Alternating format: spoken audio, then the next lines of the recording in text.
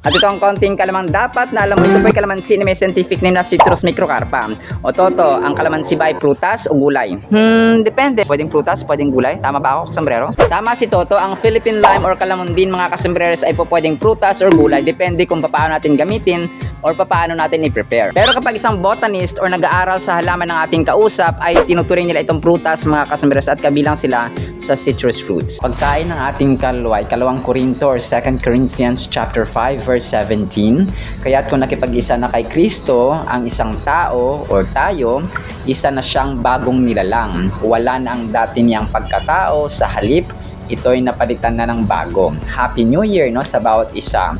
2 Corinthians chapter 5 verse 17. Ngayong bagong taon, huwag ka nang maniwala sa New Year's resolution or bumili pa ng bagong cellphone. Ang gawin natin, magbasa tayo ng Biblia dahil dito natin mararanasan ang tunay na pagbabago o transformation. Yan ang kalaman at katotohanan dapat na alam.